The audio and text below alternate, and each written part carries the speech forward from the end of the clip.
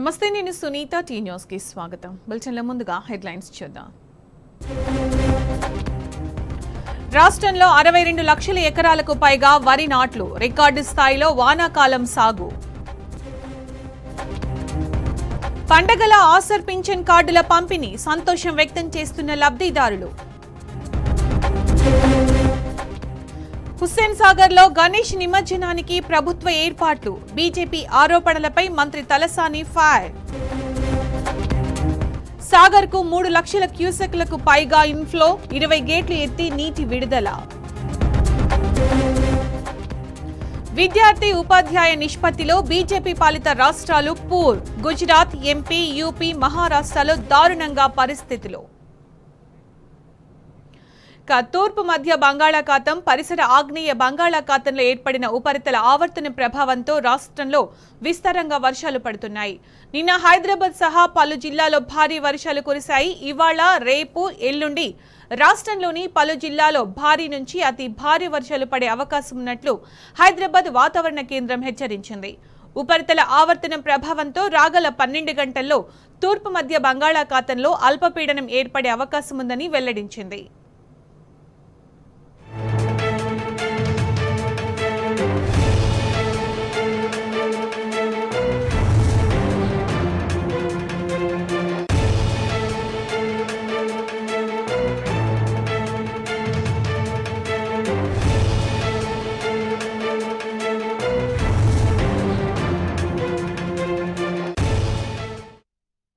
ఇక ఇదే అంశానికి సంబంధించి మరింత సమాచారం మా ప్రతినిధి వంశీ అందిస్తారు. వంశీ, రాష్ట్రంలో వాతావరణానికి సంబంధించి అప్డేట్స్ ఏంటి వంశీ? నిన్న తూర్పు మధ్య ఆగ్నేయ బంగాళాఖాతంలో ఏర్పడినటువంటి ఉపరితల ఆవర్తనం స్థిరంగా కొనసాగుతా ఉంది. రానున్నటువంటి 12 గంటల్లో ఇది అల్పపీడనంగా మారే అవకాశం ఉన్నట్టు కూడా అటు వాతావరణ కేంద్రం చెప్పినటువంటి పరిస్థితి కూడా మనం చూస్తా ఉన్నాం. ఇప్పటికే ఉపరితల ఆవర్తనం ప్రభావంతో రాష్ట్రంలో భారీ నుంచి అతి భారీ వర్షాలు కూడా కురుస్తా ఉన్నాయి. ఈ రోజు, రేపు కూడా రాష్ట్రంలో తేలికపాటి నుంచి ఓ మోస్తరు వర్షాలతో పాటుగా పలు చోట్ల అతి భారీ వర్షాలు కురిసే అవకాశం ఉన్నట్టు కూడా వాతావరణ కేంద్రం అంచనా వేసినటువంటి పరిస్థితి కూడా మనం చూస్తా ఉన్నాము. రానున్నటువంటి 12 గంటల పాటు కూడా ఇది ఏదైతే ఉపరితల ఆవర్తనం అల్పపీడనంగా మారిన తర్వాత దాని మూవ్మెంట్ ను బట్టి రాష్ట్రంపై ఎలాంటి ప్రభావం ఉంటుంది, దాని తీవ్రత పెరిగే అవకాశం ఉందా ఏంది అనే అంశానికి సంబంధించి కూడా అటు అల్పపీడనం ఏర్పడిన తర్వాత వాతావరణ శాఖ ప్రకటన చేసే అవకాశం ఉంది. మొత్తం మీద చూస్తే మాత్రం ఈ ఉపరితల ఆవర్తనం ఏర్పడబోయేటువంటి అల్పపీడన ప్రభావంతో మాత్రం రాష్ట్రంలో భారీ నుంచి అతి భారీ వర్షాలు కురుస్తాయని మాత్రం వాతావరణ కేంద్రం స్పష్టం చేసినటువంటి పరిస్థితి కూడా మనం చూస్తా ఉన్నాం. నిన్న హైదరాబాద్ నగరంలో కూడా భారీ వర్షం కురిసింది. రాష్ట్రంలో అనేక ప్రాంతంలో తేలికపాటి నుంచి ఓ మోస్తరు వర్షాలతో పాటుగా కొన్ని చోట్ల భారీ వర్షాలు కురిసినటువంటి పరిస్థితి కూడా మనం చూస్తా ఉన్నాము. తదుపరి 2 రోజుల పాటు కూడా రాష్ట్రంలో భారీ వర్షాలు కురిసే అవకాశం ఉన్నట్టు వాతావరణ కేంద్రం చెప్పడం జరిగింది. Right Vamshi, thank you.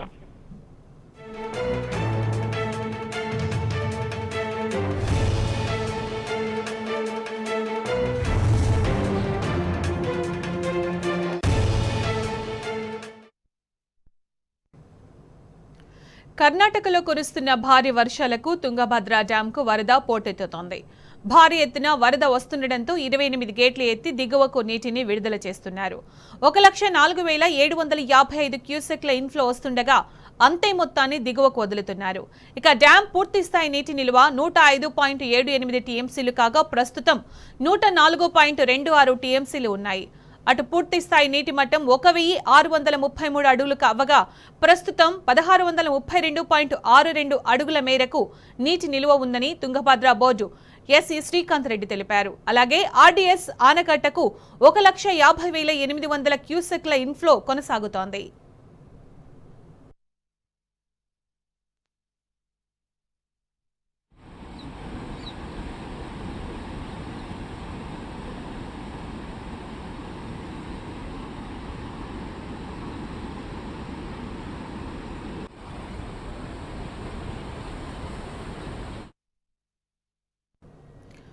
Srisailam ప్రాజెక్టుకు వరద పోటెత్తింది. గంటకు వరద భారీగా పెరుగుతోంది. దీంతో ప్రాజెక్టు 9 గేట్లు ఎత్తి నీటిని దిగువకు విడుదల చేశారు. ప్రాజెక్టుకు 3,50,000 క్యూసెక్ల ఇన్ఫ్లో వస్తుండటంతో 3,14,000 క్యూసెక్ల నీటిని సాగర్లోకి విడుదల చేస్తున్నారు. ప్రాజెక్టు పూర్తి స్థాయి నీటి మట్టం 885 అడుగులు కాగా ప్రస్తుతం 884.80 అడుగుల నీరు ఉంది. మరోవైపు ప్రాజెక్టు పూర్తి స్థాయి నీటి నిలువ 215.80 టీఎంసీలు కాగా ప్రస్తుతం 214.84 టీఎంసీల నీరు నిలువ ఉంది. కుడి ఎడమ జల విద్యుత్ కేంద్రంలో విద్యుత్ ఉత్పత్తి కొనసాగుతోంది.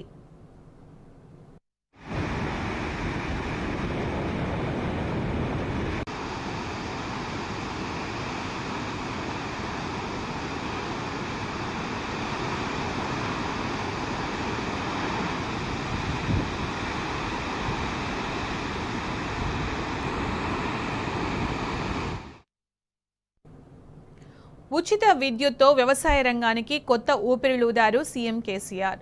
నిజానికి రైతుల పట్ల కేసీఆర్ సర్కారుకు ఉన్న కమిట్మెంట్ కేంద్ర ప్రభుత్వానికి కూడా ఉన్నట్లయితే ఫ్రీ కరెంట్ అనేది అసాధ్యమేమీ కాదు. రైతాంగానికి లక్షణంగా ఉచిత విద్యుత్ ఇవ్వచ్చు. అందుకు అయ్యే ఖర్చు కూడా దేశ బడ్జెట్లో 3.67%. తద్వారా తెలంగాణలో లాగే దేశమంతటా వ్యవసాయం పండుగలా మారుతుందని నిపుణులు స్పష్టం చేస్తున్నారు.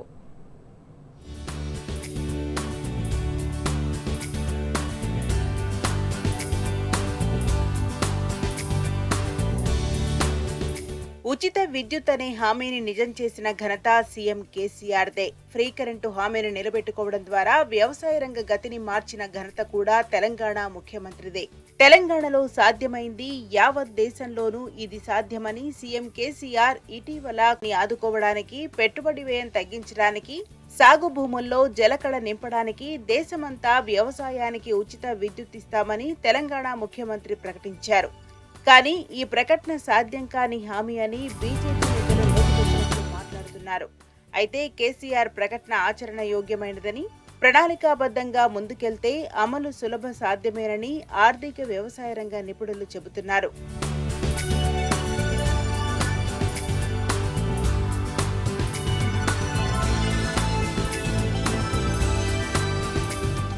దేశంలో ఏడాదిలో ఉత్పత్తి అయ్యే విద్యుత్ 13,83,417 గిగావాట్ అవర్. అందులో మొత్తం విద్యుత్ వినియోగం 12,48,086 గిగావాట్ అవర్. అందులో పరిశ్రమలకు కావలసిన కరెంటు 6,51,560 గిగావాట్ అవర్. అంటే ఇది 54.46%.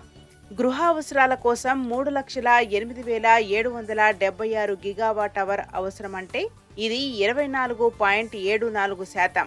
ఇక వ్యవసాయానికి ఉచిత విద్యుత్ ఇవ్వాలంటే కావలసిన కరెంటు 2,87,750 గిగావాట్ అవర్ మాత్రమే.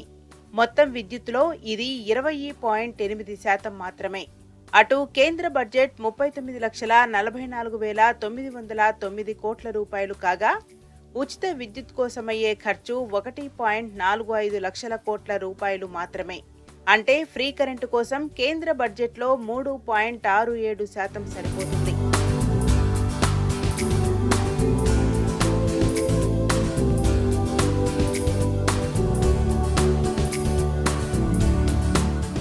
ఉచిత విద్యుత్ హామీకి దేశ బడ్జెట్లో 4% కూడా కాదు. దేశంలో ఉత్పత్తి అయ్యే మొత్తం విద్యుత్తులో 54.40% వినియోగించుకుంటున్న తయారీ పరిశ్రమల రంగం దేశ స్థూల జాతీయ ఉత్పత్తి జీడీపీలో 14.43% వాటాను కలిగి ఉన్నది. ఇదే సమయంలో 20.8% విద్యుత్ మాత్రమే వినియోగించుకుంటున్న వ్యవసాయ రంగం వాటా జీడీపీలో 20.19%.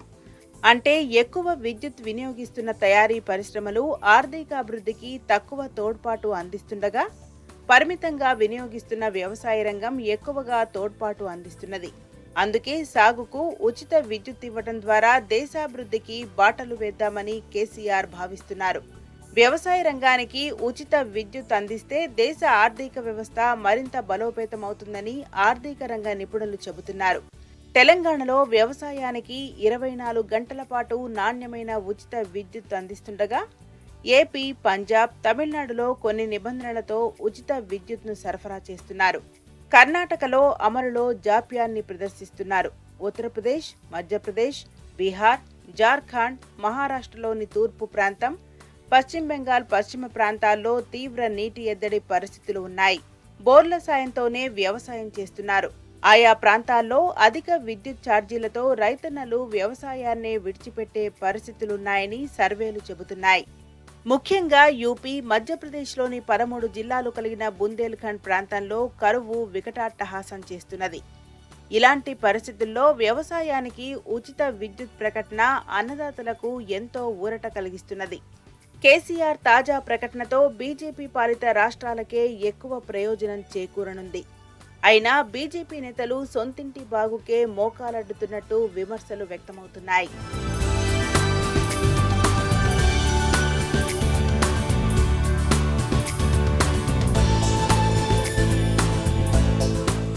అదే సమయంలో కార్పొరేటర్ల లక్షల కోట్లను దోచిపెడుతున్న మోదీ సర్కార్ వ్యవసాయం అంటేనే చిన్నచూపు చూస్తున్నది. రుణాలను మాఫీ చేయొద్దంటూ రాష్ట్ర ప్రభుత్వాలకు ఉచిత సలహాలను ఇస్తోంది. నిజానికి వాస్తవ పరిస్థితిని బట్టి చూస్తే అప్పులను చేయొచ్చు, రుణాలు మాఫీ చేయొచ్చు. ప్రధానమంత్రి నరేంద్ర మోదీకి ముందు అధికారంలో ఉన్న 14 మంది ప్రధానులు కలిసి 6 లక్షల కోట్ల రూపాయలు అప్పు చేశారు. వడ్డీలకే వార్షిక రాబడిలో 37% ఖర్చు చేస్తున్నారు. ఎఫ్ఆర్బిఎం చట్టం ప్రకారం కేంద్ర ప్రభుత్వం జీడీపీలో 40% మించి అప్పులు చేయకూడదు. మోదీ ప్రభుత్వం ఇప్పటికే 54% అప్పులు చేసిందని కాగ్ ఇటీవల కేంద్రాన్ని తలంటింది. అప్పుకు వడ్డీ చెల్లించేందుకే రాబడిలో 37% నిధులను వెచ్చిస్తున్న కేంద్రం రైతన్నలకు 4% ఎందుకు ఖర్చు చేయలేదని వ్యవసాయ రంగ నిపుణులు ప్రశ్నిస్తున్నారు. ఎన్పీఏల పేరిట బ్యాంకులను లూటీ చేసిన కార్పొరేటర్లకు ఏకంగా 12 లక్షల రూపాయల కోట్లను మోదీ సర్కార్ రుణాలు మాఫీ చేసింది. ఈ డబ్బుతో ఏకంగా 10 ఏళ్ల పాటు రైతన్నలకు ఉచిత విద్యుత్ ఇవ్వొచ్చు కదా అని నెటిజన్లు కేంద్ర ప్రభుత్వంపై దుమ్మెత్తిపోస్తున్నారు.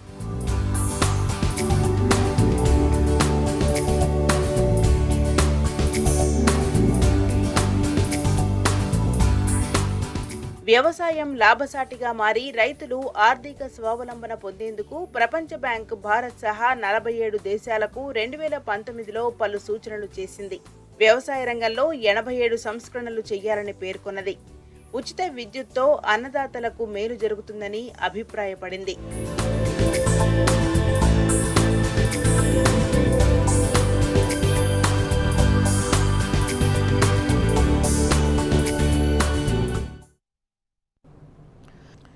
రాష్ట్ర వ్యవసాయ రంగం కొత్త రికార్డులు సృష్టిస్తోంది. ఈ వానాకాలం సీజన్లో ఇప్పటికే వరి సాగు విస్తీర్ణం గత రికార్డులను అధిగమించగా వివిధ పంటల సాగు విస్తీర్ణం కూడా అదే బాటలో పయనిస్తోంది. అయితే సీఎం కేసీఆర్ తీసుకున్న చర్యలతో ఒకవైపు తెలంగాణలో సాగు విస్తీర్ణం పెరుగుతుంటే మరోవైపు కేంద్రంలోని బీజేపీ సర్కారు రైతు వ్యతిరేక విధానాలతో దేశవ్యాప్తంగా సాగు విస్తీర్ణం 5% మేర తగ్గింది. రాష్ట్రంలో వరి సాగు కొత్త రికార్డులు సృష్టిస్తోంది. వానాకాలం సీజన్లో వరి సాగు విస్తీర్ణం తొలిసారిగా 62 లక్షల ఎకరాలు దాటింది. ఇది ఉమ్మడి ఏపీ, తెలంగాణ రాష్ట్ర చరిత్రలోనే అత్యధికం. మరికొన్ని ప్రాంతాల్లో వరి నాట్లు ఇంకా కొనసాగుతున్నాయి. దీంతో ఈ నెలాఖరు వరకు ఇది మరో 2 లక్షలు పెరిగే అవకాశం ఉంది. 2021-22 వానాకాలం సీజన్లో 61.94 లక్షల ఎకరాల్లో వరి నాట్లు వేయగా ఈ సీజన్లో ఇప్పటికే 62.12 లక్షల ఎకరాలకు చేరింది.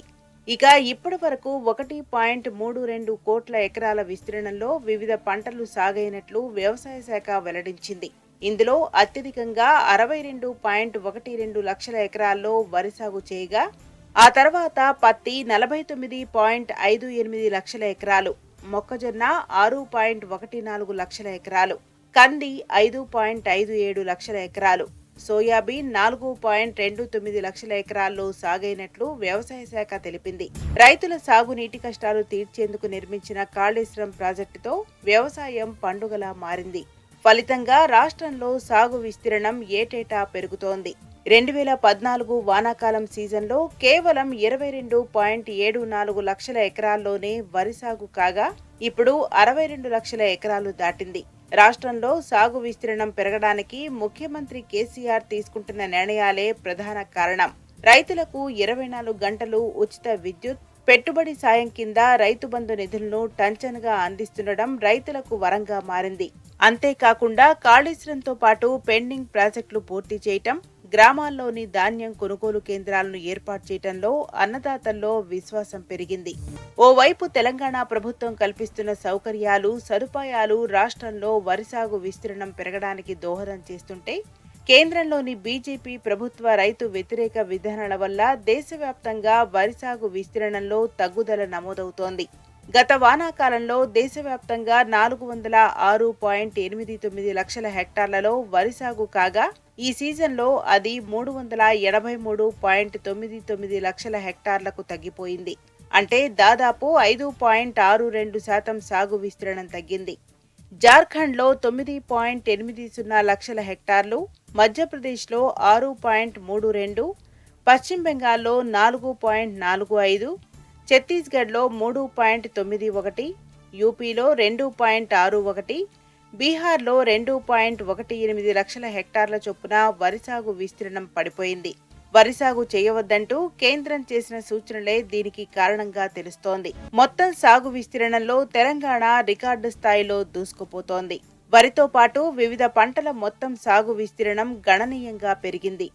రాష్ట్రంలో ఇప్పటి వరకు అత్యధికంగా 2020-21 వానాకాలంలో 1.35 కోట్ల ఎకరాల్లో వివిధ పంటలు సాగు కాగా, ఆ తర్వాతి ఏడాది సాగు విస్తీర్ణం కొంత తగ్గి 1.29 కోట్ల ఎకరాలకు పరిమితమైంది.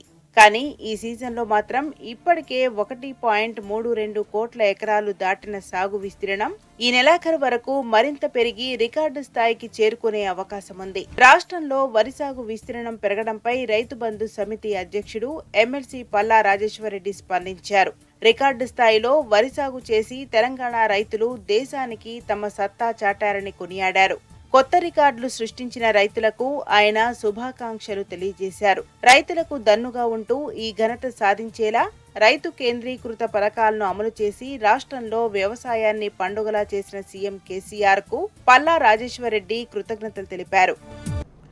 సీఎం కేసీఆర్ పిలుపునిచ్చిన బీజేపీ ముక్త్ భారత్ నినాదంతో దేశ రాజకీయాల్లో విప్లవాత్మక అడుగులు పడుతున్నాయి. బీజేపీ నియంతృత్వ పాలనను వ్యతిరేకిస్తున్న విపక్ష పార్టీలని ఒక్కటయ్యే దిశగా పయనిస్తున్నాయి. సీఎం కేసీఆర్ బీహార్ టూర్తో జాతీయ రాజకీయాలు శరవేగంగా మారుతున్నాయి. వచ్చే అసెంబ్లీ ఎన్నికల్లో బీజేపీ పీఠాన్ని పెకిలించడమే లక్ష్యంగా విపక్షాలని ఐక్యత రాగం అందుకున్నాయి. బీజేపీ ముక్త భారత్ దిశగా అడుగులు పడుతున్నాయి. నియంతృత్వ పాలనతో దేశాన్ని ఆగం చేస్తోన్న కాషాయ సర్కారు పీఠాలు కదులుతున్నాయి. జాతీయ స్థాయిలో విపక్షాలను ఏకం చేసే దిశగా సీఎం కేసీఆర్ చేస్తోన్న ప్రయత్నాలు బీజేపీ గుండెల్లో గుబులు రేపుతున్నాయి. ఇటీవల సీఎం కేసీఆర్ బీహార్ పర్యటన అందుకు ప్రబల నిదర్శనం. సీఎం కేసీఆర్ బీహార్ టూర్తో బీహార్ ముఖ్యమంత్రి సైతం ఈ యజ్ఞంలో భాగమవుతున్నారు. పాట్నా వేదికగా సీఎం కేసీఆర్ పిలుపునిచ్చిన బీజేపీ ముక్త్ భారత్ నినాదానికి విశేష స్పందన లభిస్తోంది. ఇదే వేదికపై నితీష్ కుమార్ ను పెద్దన్నగా అభివర్ణించారు. ఫలితంగా విపక్షాలను కూడగట్టే ప్రయత్నంలో నితీష్ కుమార్ సైతం కీలక పాత్ర పోషిస్తున్నారు. 2024 ఎన్నికల్లో బీజేపీని ఓడించటమే లక్ష్యంగా అన్ని పార్టీలను ఒక్కటి చేస్తున్నారు. సీఎం కేసీఆర్ బీహార్ పర్యటన తరువాత విపక్షాల ఐక్యత దిశగా వేగంగా అడుగులు పడుతున్నాయి. తెలంగాణ సీఎం కేసీఆర్, బీహార్ సీఎం నితీష్ కుమార్ చొరవతో జాతీయ రాజకీయాల్లో విప్లవాత్మక మార్పు మొదలైంది. బీజేపీ పాలనపై విముఖంగా ఉన్న పార్టీలన్నీ ఏకమవుతున్నాయి. కలిసొచ్చే పార్టీలను ఏకం చేసే దిశగా చర్చలు ఊపందుకున్నాయి. వచ్చే ఎన్నికల్లో బీజేపీకి 50 సీట్లు కూడా దాటవని నితీష్ కుమార్ వ్యాఖ్యానించారు. ఈ క్రమంలో బీజేపీ వెన్నులో వణుకు పుడుతోంది. విపక్షాల ఐక్యతతో కాషాయ నాయకుల గుండెల్లో రైళ్లు పరిగెడుతున్నాయి. వచ్చే పార్లమెంట్ ఎన్నికల్లో మెజార్టీ లోక్సభ స్థానాలు రావేమోనని బీజేపీ శిబిరంలో ఆందోళన మొదలైంది. డబుల్ ఇంజిన్ రాష్ట్రాల్లో ఉపాధ్యాయుల కొరత విద్యార్థుల పాలిట శాపంగా మారింది. విద్యార్థి ఉపాధ్యాయ నిష్పత్తిలో గుజరాత్ అట్టడుగున ఉండగా బీజేపీ పాలిత రాష్ట్రాలైన మధ్యప్రదేశ్, యూపీ, మహారాష్ట్రలో ఈ నిష్పత్తి జాతీయ సగటు కన్నా దారుణంగా ఉంది.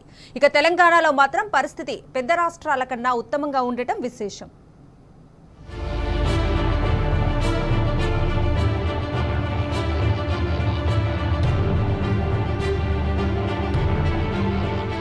మాట్లాడితే డబుల్ ఇంజిన్ అని గప్పాలు కొట్టే బీజేపీ పాలకులు విద్యారంగంపై తీవ్రమైన నిర్లక్ష్యాన్ని చాటుకుంటున్నారు.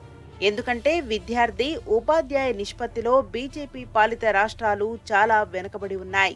విద్యార్థి ఉపాధ్యాయ నిష్పత్తి అత్యుత్తమ విద్యా ప్రమాణాలకు ఒక సూచిక.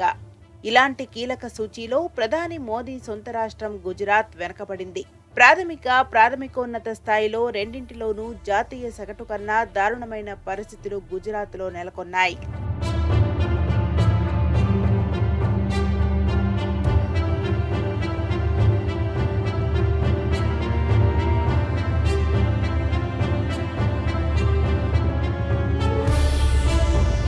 డబుల్ ఇంజిన్ సర్కార్లు కొలువైన రాష్ట్రాల్లో పరిస్థితులు మరీ దారుణంగా ఉన్నాయి.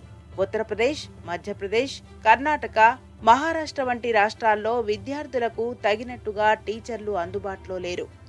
జాతీయంగా ప్రాథమిక స్థాయిలో 26 మంది విద్యార్థులకు ఒక టీచర్ పనిచేస్తుండగా గుజరాత్లో 30 మంది విద్యార్థులకు ఒక టీచర్ పనిచేస్తున్నారు.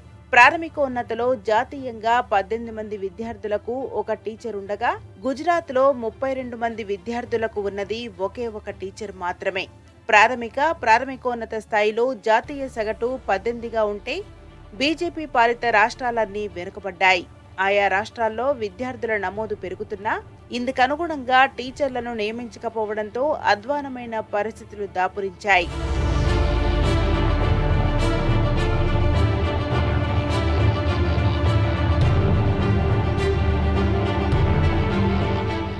విద్యా వస్తుల కల్పనలో తెలంగాణ ముందంజలో ఉన్నది. జాతీయ సగటును తల్లదన్నుతూ తెలంగాణ అగ్రభాగాన నిలిచింది. అత్యంత కీలకమైన ఉపాధ్యాయ విద్యార్థి నిష్పత్తిలో తెలంగాణ ఉత్తమంగా ఉన్నది. ప్రాథమికోన్నత స్థాయిలో జాతీయ సగటుతో విద్యా హక్కు చట్టంతో పోల్చినా టీచర్లు అధికంగా ఉండడం విశేషం. ప్రాథమిక పాఠశాలల్లో 20 మంది విద్యార్థులకు ఒక టీచర్ ఉండగా ఉన్నత పాఠశాలల్లో 10 మంది విద్యార్థులకు ఒక టీచర్ చొప్పున పనిచేస్తున్నారు.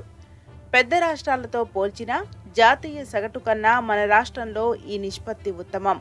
తెలంగాణ ఎప్పటికప్పుడు టీచర్లను నియమిస్తుండటంతోనే రాష్ట్రం అగ్రభాగాన కొనసాగుతున్నది.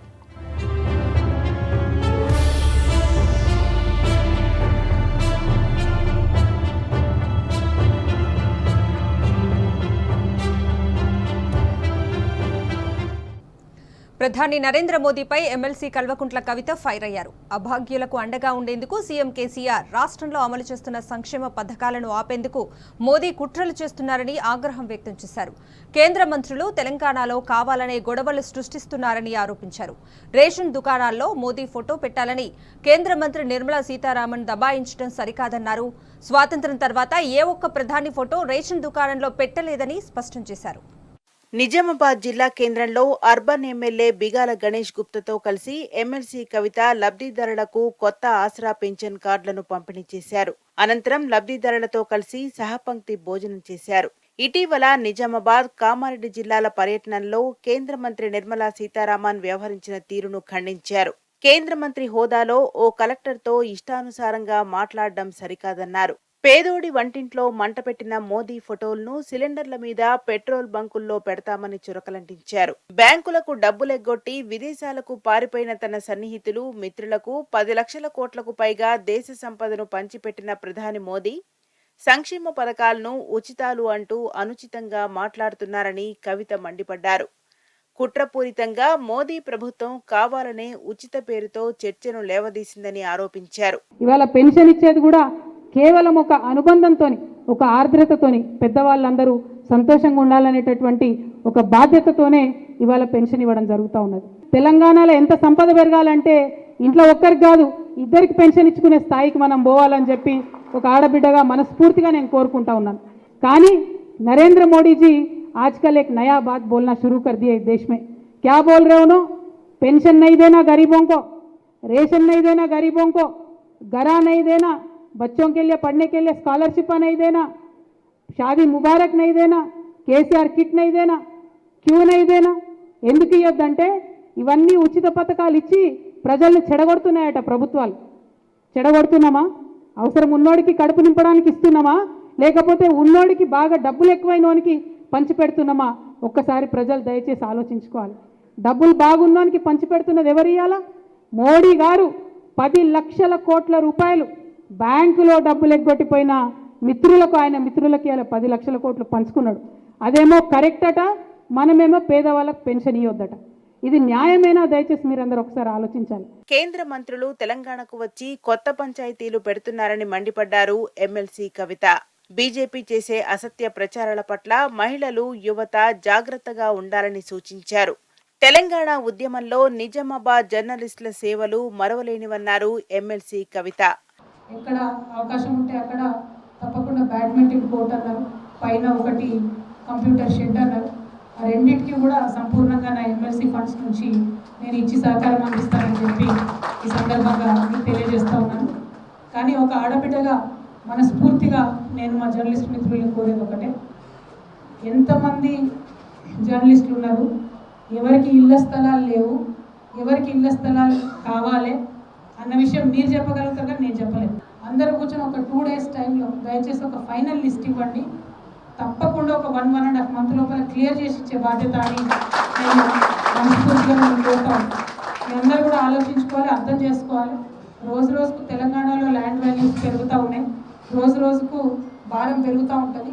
కాబట్టి మీరు ఎంత తొందరగా మాకు ఆ లిస్ట్ ఇస్తే అంత తొందరగా జర్నలిస్టులకు ఇల్లు స్థలాలు ఇచ్చేటటువంటి సంపూర్ణ బాధ్యత నేను తీసుకుంటా అని చెప్పి మీ అందరూ కూడా నేను తెలియజేస్తా ఉన్నాను. నిజామాబాద్ జర్నలిస్టులకు ఇళ్ల స్థలాలు ఇస్తామని ప్రకటించారు. 2 రోజుల్లో జాబితా రూపొందించి ఇవ్వాలని కోరారు. దేశంలో ఏ రాష్ట్రంలో లేని విధంగా తెలంగాణ రాష్ట్ర ప్రజలు ఆత్మగౌరవంతో జీవిస్తున్నారని ఎమ్మెల్సీ కవిత పేర్కొన్నారు. వయసు మీద పడిన వారు, భర్తలను కోల్పోయిన వారు, ఒంటరి మహిళలు, బీడీ కార్మికులు, వివిధ రుగ్మతలతో బాధపడుతున్న వారికి పింఛన్లు ఇచ్చి ఆదుకుంటున్న ఏకైక ప్రభుత్వం తెలంగాణేనని స్పష్టం చేశారు. ప్రజల కష్టాలను అర్థం చేసుకునే మనసు కేసీఆర్ కు మాత్రమే ఉన్నదని చెప్పారు. రాష్ట్ర ఏర్పాటుకు ముందు 200 ఉన్న పింఛన్ను 2000కు పెంచి ఇస్తున్న ఘనత సీఎం కేసీఆర్దే అన్నారు. పేదలకు పెద్ద మొత్తంలో పింఛన్లు ఇస్తున్న తెలంగాణపై కేంద్ర ప్రభుత్వానికి ఎందుకు కక్ష అని ప్రశ్నించారు ఎమ్మెల్సీ కవిత. రైతులకు 24 గంటల ఉచిత కరెంట్ ఇచ్చిన ఏకైక నాయకుడు కేసీఆర్ అని మంత్రి హరీష్ రావు చెప్పారు. బీజేపీ ముక్తు భారత్ చేస్తే దేశమంతా రైతులకు ఉచిత కరెంటు ఇస్తామని సీఎం కేసీఆర్ ప్రకటించారని గుర్తు చేశారు.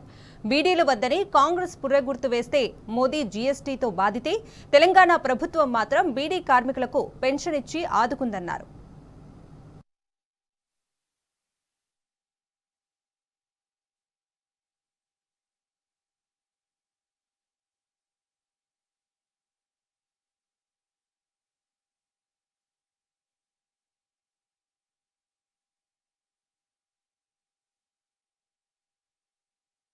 ఆంధ్రప్రదేశ్లో కరెంట్ ఎంతసేపు వస్తున్నది, పక్కన ఛత్తీస్గఢ్లో కరెంట్ ఎంతసేపు వస్తున్నది. మన చుట్టూ 3-4 రాష్ట్రాలకు ఫోన్ కొట్టినా. అసెంబ్లీలో నేను మాట్లాడేది ఉంటే చెప్పుదాం సమాధానం అని ఆడ రైతులకు ఫోన్ చేసినాడు. బీదర్కి ఫోన్ చేసిన, ఇటు ఛత్తీస్గఢ్ ఫోన్ చేసిన, ఆ చిత్తూరు జిల్లాకు ఫోన్ చేసిన, 4-5 జిల్లాలకు మన చుట్టూ ఉండే రాష్ట్రాల్లో ఎట్లా ఉన్నది అని ఫోన్ చేసిన. పొద్దున్న దాకా 4 గంటలు, దొంగ రాత్రి 3 గంటలు, అది గంటకోసారి పోతుంది. ఇది కర్ణాటక పరిస్థితి, ఆంధ్రప్రదేశ్ పరిస్థితి, ఛత్తీస్గఢ్ పరిస్థితి, మహారాష్ట్ర పరిస్థితి. మన దగ్గర ఆ పరిస్థితి ఉన్నది, రైతుకు ఆ పరిస్థితి ఉందా మన దగ్గర? ఇలా పక్క రాష్ట్రంలో వాళ్ళు మాట్లాడతారు, ఇక మేము తెలంగాణ ఇట్లా పొట్టు మరి చేయండి. ఫస్ట్ మీ కర్ణాటకలో బీజేపీ గవర్నమెంట్ ఉంది కాడ చేయండి, ఛత్తీస్గఢ్లో కాంగ్రెస్ గవర్నమెంట్ ఉంది కాడ మంచిగా చేసి ఇక్కడ చేస్తామని మాట్లాడారు. చేసింది ఒకే ఒక్కడి, భారతదేశంలో రైతుకు 24 గంటల కరెంట్ ఇస్తుంది ఒకే ఒక్కడు మన కేసీఆర్. అందుకే మన కేసీఆర్ చెప్పిండు, రేపు భారతదేశం అంతా కూడా రైతుకు ఉచిత కరెంట్ ఇస్తాం అని మన కేసీఆర్ చెప్పిండు. ఇలా ఎవరు ఇస్తలేరు. భారతదేశంలో రైతుకు ఉచిత కరెంట్ ఇచ్చింది, మంచి కరెంట్ ఇచ్చింది, మోటార్లు కావాలని కరెంట్ ఇచ్చింది, ట్రాన్స్ఫార్మర్లు కావాలని కరెంట్ ఇచ్చింది ఒకే ఒక్క టీఆర్ఎస్, ఒకే ఒక్క కేసీఆర్. ఇది నిజమా కాదా మీరే చెప్పింది. బీడీ కట్టల మీద పుర్ర గుర్తు పెట్టిండు కాంగ్రెస్. ఇక బీజేపీ వాడేమో బీడీ కట్టల మీద 28% జీఎస్టీ బీజేపీ వాడు పెట్టిండు, కాంగ్రెస్ వాడేమో పుర్ర గుర్తు పెట్టిండు. మన కేసీఆర్ సార్ ఏమో 2000 ఇచ్చి వాళ్ళని కట్టులో పెట్టుకున్నాడు. మరి మనం ఆలోచించాలి కదా, పుర్రె గుర్తు పెట్టినోడేవాడు, జిఎస్టీ వేసినోడేవాడు, 2016 ఇచ్చి కడుపులో పెట్టి సాదుకుంటున్నది ఎవరు? ఇలా కేసీఆర్ సార్ సాదుకుంటున్నాడు. అక్క చెల్లెలను కాపాడుకున్నాడు. ఇలా షాటకు పని లేదు, వాస్తవానికి ఆకు దొరకలేదు, తంబాకు దొరకలేదు, ఈ 30 రోజుల పని దొరకలేదు, 25 రోజులు 20 రోజుల పనే దొరుకుతుంది. అటువంటి వాళ్ళని కూడా ఇవాళ కాపాడుకునే ప్రభుత్వం ఇవాళ మన టీఆర్ఎస్ ప్రభుత్వం. హుస్సేన్ సాగర్లో ప్లాస్టర్ ఆఫ్ ప్యారిస్ విగ్రహాల నిమజ్జనంపై సుప్రీంకోర్టుకు ఇచ్చిన మాట ప్రకారమే రాష్ట్ర ప్రభుత్వం వ్యవహరిస్తుంటే బీజేపీ అనవసర రాద్ధాంతం మొదలుపెట్టింది. ఓటు బ్యాంకు రాజకీయాలు చేస్తోంది. గతేడాది హుస్సేన్ సాగర్లో ప్లాస్టర్ ఆఫ్ ప్యారిస్ విగ్రహాలను నిమజ్జనం చేయొద్దని హైకోర్టు ఉత్తర్వులిచ్చింది. ఏడాది మొత్తం ప్లాస్టర్ ఆఫ్ ప్యారిస్ పై నోరు మెదపని బీజేపీ ఇప్పుడు నిమజ్జనం సమయంలో మాత్రం శాంతి భద్రతలకు విఘాతం కలిగించేలా జనాన్ని రెచ్చగొట్టే ప్రయత్నం చేస్తోంది. అయితే యువత బీజేపీ ట్రాప్లో పడొద్దంటూ తెలంగాణ వాదులు కోరుతున్నారు. యువత నిజాలు తెలుసుకోవాలంటున్నారు. గణేష్ ఉత్సవాలు నిమజ్జనంపై హైకోర్టు కీలక ఆదేశాలు జారీ చేసింది. హుస్సేన్ సాగర్లో నిమజ్జనంపై ఈసారి ఆంక్షలు విధించింది. గణేష్, దుర్గాదేవి విగ్రహాలను హుస్సేన్ సాగర్లో నిమజ్జనం చేయకుండా తగిన ఆదేశాలు జారీ చేయాలంటూ గతంలో న్యాయవాది మామిడి వేణుమాధవ్ వేసిన పిటిషన్పై ఉన్నత న్యాయస్థానం ఇటీవల సుదీర్ఘంగా విచారణ జరిపింది. దీనిపై వాదనలు ముగియడంతో తీర్పును రిజర్వ్ చేసింది హైకోర్టు. తాజాగా తీర్పును వెల్లడించింది. ప్లాస్టర్ ఆఫ్ ప్యారిస్ విగ్రహాలు నిమజ్జనం చేయొద్దని సూచించింది. ప్రత్యేక కుంటల్లో విగ్రహాలు నిమజ్జనం చేయాలని హైకోర్టు తెలిపింది. ఈ ఆంక్షలను వెంటనే అమలు చేయాలని ప్రభుత్వానికి హైకోర్టు ఆదేశించింది. హుస్సేన్ సాగర్లో ట్యాంకు బండ్ వైపు నిమజ్జనానికి అనుమతించొద్దని పేర్కొంది. హుస్సేన్ సాగర్లో ప్రత్యేకంగా రబ్బర్ డ్యాం ఏర్పాటు చేయాలని తాజాగా హైకోర్టు ఇచ్చిన ఆదేశాల్లో పేర్కొంది. ప్రత్యేకంగా ఏర్పాటు చేసిన రబ్బర్ డ్యాంలోనే నిమజ్జనం చేయాలని సూచించింది. చిన్న పర్యావరణ హిత విగ్రహాలను ప్రోత్సహించాలని హైకోర్టు హితవు పలికింది. హుస్సేన్ సాగర్లో ట్యాంకు బండ్ వైపు నుంచి నిమజ్జనం చేయొద్దని, PV Marg, necklace road, Sanjeevaiah park road తదితర మిగతా ప్రాంతాల్లో చేసుకోవచ్చని హైకోర్టు పేర్కొంది. నిమజ్జనం తర్వాత అక్కడి వ్యర్థాలను పూర్తిగా తొలగించాలని స్పష్టం చేసింది. సుదూర ప్రాంతాల నుంచి భక్తులు హుస్సేన్ సాగర్ వైపు రాకుండా చర్యలు చేపట్టాలని ప్రభుత్వానికి ఉన్నత న్యాయస్థానం సూచించింది. ఇళ్లల్లోనే బకెట్లలో నిమజ్జనం పూర్తి చేసేలా చూడాలని పేర్కొంది. ప్రభుత్వానికి అధికారాలు ఉన్నాయి. నీటి వనరుల సంరక్షణకు, తర్వాత పొల్యూషన్ నివారణకు ప్రభుత్వానికి అధికారాలు ఉన్నాయి. హైకోర్టు 2021లో చెప్పిన దాంట్లో మార్చి 2021 కల్లా ప్రభుత్వము ఈ central pollution control board guidelines ప్రకారంగా తగిన ఉత్తర్వులు ఇవ్వాలని చెప్పింది. కానీ 2021 సంవత్సరంలో ఇవ్వలేదు. ఈ సంవత్సరం మొన్న ఉజ్వల్ బియాన్ గారు బెంచ్ ఏం చెప్పిందంటే 2023 మార్చి కల్లా మీరు దీనిలో పూర్తిగా అన్ని ప్రొసీడింగ్స్ ఇవ్వాలి అని చెప్పారు. Central pollution control board guidelines ప్రకారంగా హుస్సేన్ సాగర్ పరిరక్షణ కోసము అందులో విగ్రహాలు వేయకుండా ఒక నిర్ణయం తీసుకోవాలని. ఎందుకంటే గత సంవత్సరం కోర్టు తీర్పులో ఏం చెప్పారంటే ట్యాంక్ బండ్ పైనుంచి విగ్రహాలు వేయకూడదు. ఎందుకంటే ట్యాంక్ బండ్ అనేది 2.5 కిలోమీటర్లు లెంత్ ఉంటుంది. అయితే అది మట్టితో తయారు చేశారు. దాన్ని అది కట్టి 400 ఏళ్ళు అవుతుంది. 1960 సంవత్సరం వరకు హుస్సేన్ సాగర్ అనేది మంచినీళ్ళ చెరువుగా ఉండి హైదరాబాద్, సికింద్రాబాద్లకు తాగునీటి అవసరాలు తీర్చింది.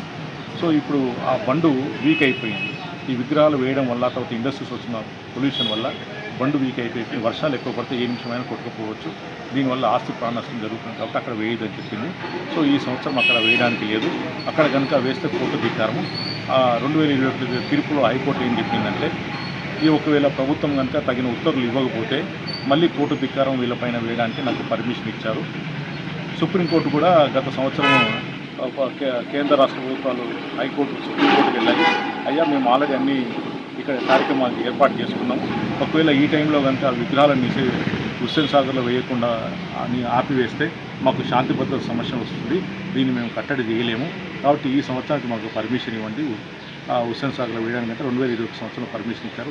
ఆ సందర్భంగా ప్రభుత్వానికి సుప్రీంకోర్టు ఏం డైరెక్ట్ చేసిందంటే వచ్చే సంవత్సరం నుంచి మీరు సెంట్రల్ పొల్యూషన్ కంట్రోల్ బోర్డు ఇచ్చిన గైడ్లైన్స్ అన్నింటినీ పాటిస్తామని చెప్పి కోర్టులో ఒక కంప్లైంట్స్ రిపోర్ట్ వేయమని చెప్పింది.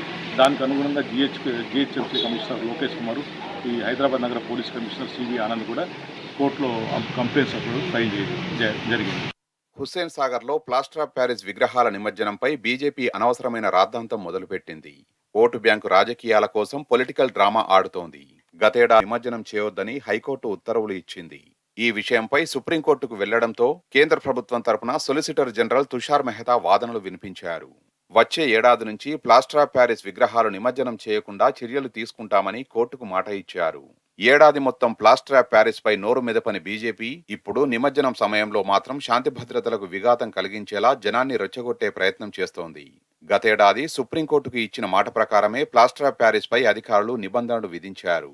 కానీ కమలం పార్టీ మాత్రం యువతను ట్రాప్లో పడేసే విధంగా వ్యవహరిస్తోంది. యువత నిజానిజాలు తెలుసుకోవాలి.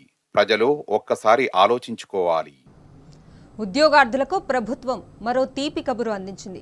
ప్రభుత్వ ఉద్యోగాల భర్తీకి ప్రకటనల జోరు కొనసాగుతోంది. తాజాగా మున్సిపల్ శాఖలో 175 టౌన్ ప్లానింగ్, బిల్డింగ్ ఓవర్సీస్ ఉద్యోగాల భర్తీకి టీఎస్పీఎస్సీ నోటిఫికేషన్ విడుదల చేసింది. ఈ నెల 20 నుంచి అక్టోబర్ 13 వరకు దరఖాస్తులు స్వీకరించనున్నట్లు తెలిపింది.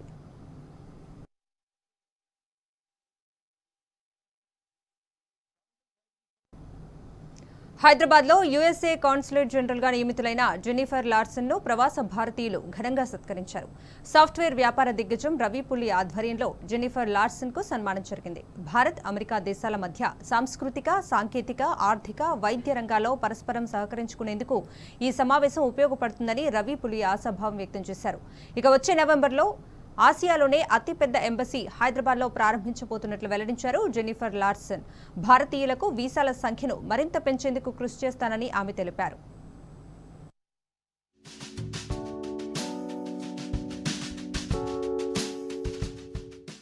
కొత్తగా నియమితులైన US consulate general miss Jennifer Larson గారికి మేము ఒక లంచ్ ఏర్పాటు చేయడం జరిగింది.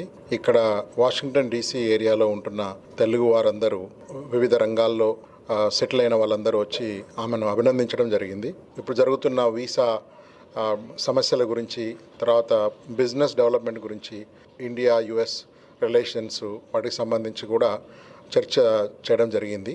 ఇంకా ముందు అక్కడ కొత్తగా ఏర్పడుతున్న కాన్సులేట్ భవనము ఓపెన్ కావడము, మన రిలేషన్స్ పెరగడము, ఆవిడ కూడా చాలా ఇంకా వీసా నంబర్స్ చాలా పెరుగుతాయని చెప్పి ఆమె చెప్పడం కూడా జరిగింది.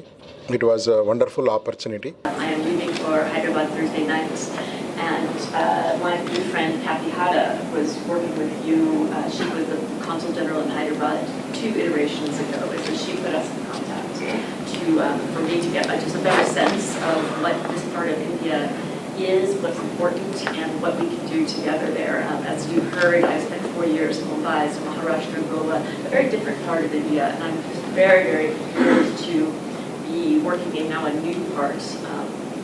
We are going to be opening a brand new consulate in November, and it's going to be the biggest in South Asia. I think some of you will love the number that we will have 55 visa windows.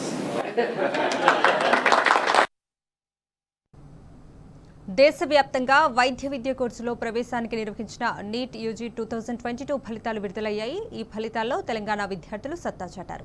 హైదరాబాద్కు చెందిన ఎర్రబెల్లి సిద్ధార్థరావు 720 మార్కులకు గాను 711 మార్కులు సాధించి all India 5వ rank సాధించాడు. చప్పిడి లక్ష్మీ చరిత 705 మార్కులు పొంది ఆల్ ఇండియా 37వ ర్యాంకు సాధించింది.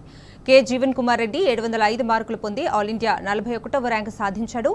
వి అతిథి 700 మార్కులు పొంది 50వ ర్యాంకు కైవసం చేసుకున్నారు. సిహెచ్ యశస్విని 700 మార్కులు పొంది ఆల్ ఇండియా 52వ ర్యాంకు సాధించింది.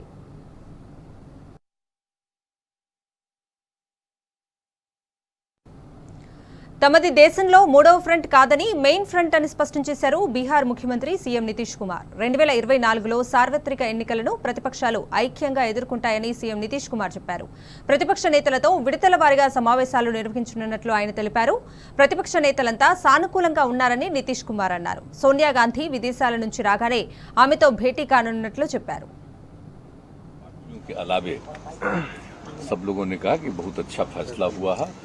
और एक बार बात होगी तो इसी सिलसिले में हम आ गए, मतलब अपने साथ भी जो लोग यहाँ थे जो हैं उनके यहाँ भी, तो उनसे बात तो हुई थी, लेकिन एक बार सबके कार्यालय में जा करके, लेकिन जो बात हुई थी तो उन लोगों से बात होगी कांग्रेस पार्टी के, तो बात तो हुई गई। और फिर मैडम आएंगी, बाहर हैं, तो उसके बाद जब आ जाएंगी तो एक बार आकर के उनसे भी मिल लेंगे। लेकिन बाकी अनेक पार्टियों से जो मिले हैं बहुत अच्छा, मैं आपको बता रहा हूँ कि बहुत देर तक बहुत अच्छे ढंग से बातचीत हुई है। और एक बात तो आप जानते ही ना, हम तो यही ना कह रहे हैं कि सभी राज्यों में जो विपक्षी दल है वो जो जहाँ कहीं भी, मतलब जो बीजेपी के से अलग जो विपक्षी दल के रूप में है अलग अलग राज्यों में, तो वो अगर आपस में मिलेंगे तो पूरे देश का एक ऐसा माहौल बनना शुरू हो जाएगा कि जो 2024 का जो चुनाव है वो बहुत अच्छा होगा इधर से। और उन लोगों की तरफ से एक तरफा जो चल रहा है काम